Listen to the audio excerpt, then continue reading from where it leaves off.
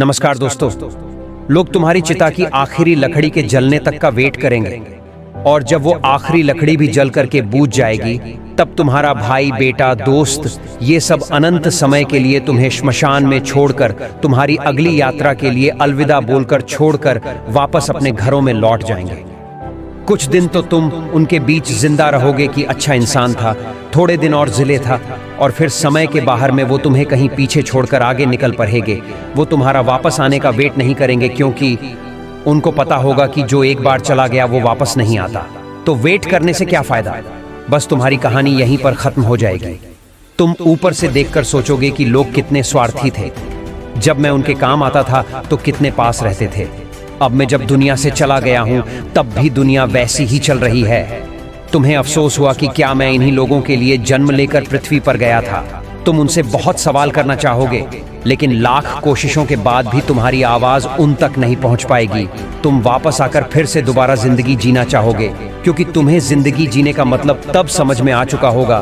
तुम्हें महसूस होगा कि तब तुम अपनी लाइफ में, अपने आसपास के माहौल में खुद को कितना भूल गए थे। तुम्हें जवाब मिल चुका होगा कि क्यों तुम अपने सपने पूरे नहीं कर पाए, क्यों तुम अपने सपनों की गाड़ी नहीं खरीद पाए, क्यों तुम अपने सपनों का घर नहीं बना पाए, क्यों तुम अपने बच्चों को अच्छी शिक्षा नहीं दे पाए, क्यों तुम अपना करोड़ों का धंधा खड़ा नहीं कर पाए, क्यों तुम्हारे सपने सिर्फ सत्य बन के रह गए। तुम्हें सबसे बड़ी वजह मिल चुकी होगी कि अगर अगले जन्म में कुछ भी ना कर पाया ना तो कम से कम टाइम वेस्ट नहीं करूंगा। तुम चाहोगे कि खास 2 मिनट, सिर्फ 2 मिनट और मिल जाए तो हिस्ट्री मैं जाकर अपने बेटे के साथ खेल सकूं, अपनी बेटी की शादी किसी और के साथ करा सकूं, अपनी माँ से अपनी गलतियों की माफी मांग सकूं, अपने पापा के सारे की लकड़ी की जगह अपने हाथ से सारा दे सकूं। तब तुम्हें लगेगा कि उस वक्त मेरे पास 24 घंटे, 52 हफ्ते, कई दशक थे, लेकिन मैंने कितना टाइम वेस्ट किया।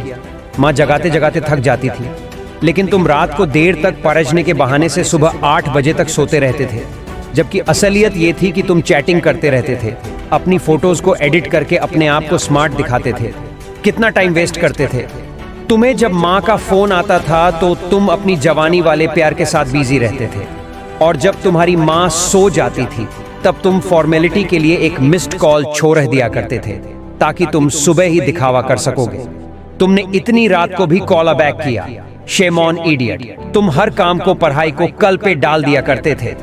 जो हाथ तुम्हारे बूढ़े माँ बाप को सहारा देना चाहिए थे, वो हाथ हमेशा बिना मतलब ही मोबाइल पर उंगलियां फिराने में बिजी रहता था। तुमने कितने घंटे सुबह लेट उठने की वजह से बर्बाद किए हैं। उन घंटों को मिला के कई दिन बन जाते, जिनसे महीने और महीनों से कितने साल की जिंदगी तू एक्स्ट्रा जी सकता था।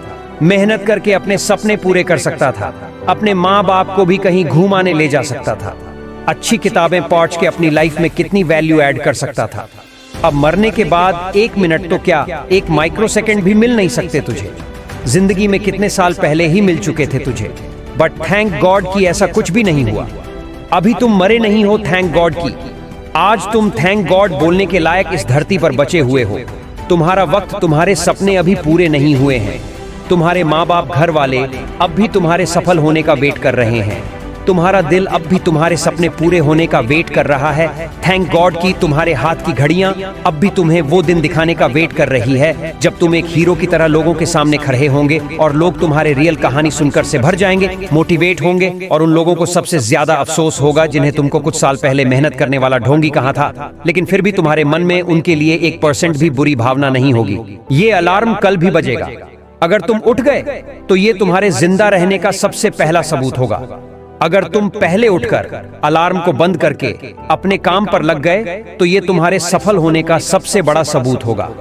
और अगर अब भी तुम डेली 12 घंटे सो गए तो तुम्हारी आधी लाइफ तो मरे हुए के सामान जियोगे, क्योंकि सोता हुआ और मरा हुआ इंसान इस दुनिया में नहीं रहता। तुम्हारा आउटपुट एब्सोल्यूट 0 रहता है। अगर तुम डेली 8 घंटे सो गए तो तुम्हारी 1/3 लाइफ ऐसे ही खत्म हो जाएगी, और अगर डेली तुम 6 घंटे सो गए तो तुम्हारी 1/4 लाइफ ऐसे ही गुजर जाएगी। अरे कई महान लोग तो सिर्फ 4 घंटे सोया करते थे। रात को सोकर सुबह उठने का मतलब है कि हमने और मौत में 1 दिन का फासला और कम हो गया है। इससे पहले कि मौत तुम्हारे पास पहुंचे, तुम अपनी मंजिल तक पहुंच जाओ, अपनी कहानी लिख दो। जो लाइफ में करना चाहते हैं वो कर लो, पर कम से कम सुबह जल्दी उठना सीख लो।